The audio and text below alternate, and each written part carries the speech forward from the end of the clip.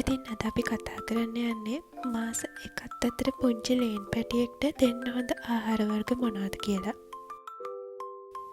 සාමාන්‍යයෙන් ඇස් ඇරපු පොඩි ලේන් පැටියෙක් මාසයක් එකත් අතර ලේන් බබාලට දෙන්න ඕන කෑම මොනවද? ඔව් අපි ඒ ගැන කතා කරමු. කිරි පමණයි.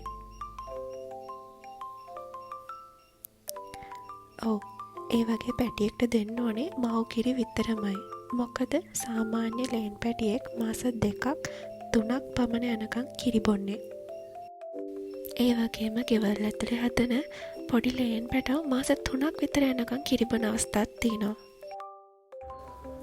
මේ ඉන්නේ මගේ චූටි ලේන් බබා. මෙයාට නම් දැනට මාස 2මාරක් විතර වෙනවා. ඒත් මෙයා තාමත් කිරි බොන වයසේ ඉන්නේ. සාමාන්‍යයෙන් චූටි ලේන් පැටියෙක් එයාලා ඇස් ඇරියට පස්සේ කෑම කන්නේ නෑ.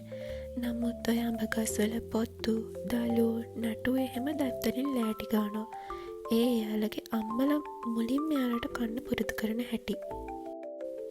එතකොට අපි බලමු එයාලට මොනවද දෙන්න හොඳම කිරි කියලා. එයාලගේ මව් කිරි තමයි හොඳම කිරි වර්ගය. නමුත් ගෙවල් වල හදන පැටවුන්ට දෙන්න හොඳම එළුකිරි සහ යෝගට් මිශ්‍රණය.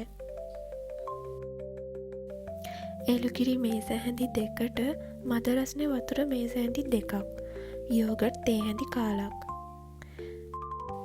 මෙහිදී මතක් කරන්න ඕන විශේෂ දෙයක් තියෙනවා. ඔයාලා එළුකිරි තෝරගන්නවා නම් ෆාම් හවුස් එළුකිරි එක වඩාත් හොඳයි. එය ඕනම කිරි සුපර් මාකට් එකකින් ගන්න පුළුවන්. ඒ වගේම ඕගොල්ලෝ යෝගට් තෝරගන්නවා නම් මෙහිදී ඇන්කර් නිව්ඩේල් යෝගට් එක ගන්න. මොකද එහි ලේන් පැටියට ඕන කරන කැල්සියම් සහ ප්‍රෝටීන් ප්‍රමාණය තියෙන නිසා. ඒ වගේම ලේන් බබාලා කන්න ආසම නිව්ඩේල් යෝගට් එක.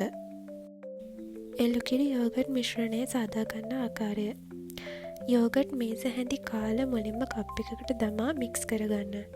ඉන් පසුව එයට මද රස්නේ වතුර මේස හැඳි 2ක් එක් කරන්න. නැවතය හොඳින් මික්ස් කර අන්තිමට එළුකිරි මේස හැඳි 2 දමා මික්ස් කරගන්න. මෙම කිරි එක වෙනම කප් එකකට දමා ෆ්‍රිජ් එකේ උපරිම පැය 12ක් පමණ තියාගන්න පුළුවන්. එම කිරි මිශ්‍රණය පැටියට අවශ්‍ය ප්‍රමාණයට වෙනම භාජනයකට අරගෙන රස්නේ වතුර එකක් දීසියකට හෝ ගැඹුරු භාජනයකට දමා නැවත කිරි එක ඩබල් බොයිල් කරගන්න.